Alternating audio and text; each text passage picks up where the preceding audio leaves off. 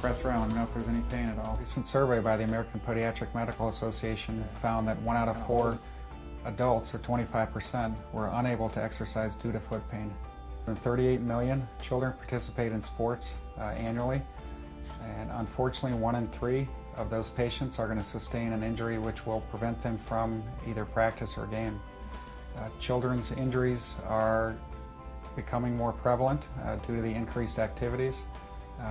Children's feet, as well as other structures in the body, have issues that adults may not have.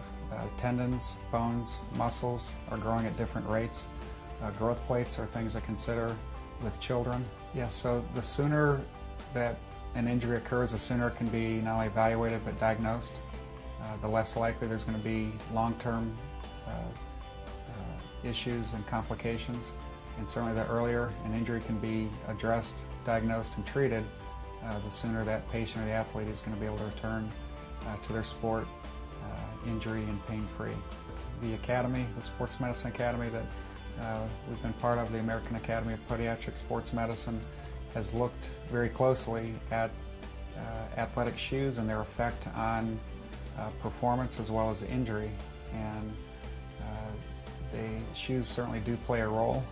There are many factors that go into injuries. Shoes certainly do play a big part of that. It's very important. Athletes are screened, and especially when there's an injury, that they're wearing the proper shoe. Oftentimes athletes are wearing the same shoe for multiple sports, which typically the recommendation is, if you're doing a sport more than 2 to 3 times per week, you should be wearing a sport-specific shoe for that activity. Each sport requires different movements. Running is generally straight in line, so a running shoe is typically going to be geared for running straight in line, not to be made cutting side to side, back and forth. A running shoe is typically not going to be something we'd recommend a tennis player wear, because tennis players are on the ball of their feet. They're going front and back, side to side, and there's different features of a tennis shoe compared to a running shoe, compared to a soccer cleat or a basketball shoe or a volleyball shoe. Each have their own special features to try to help support the motion, the movement of that specific sport.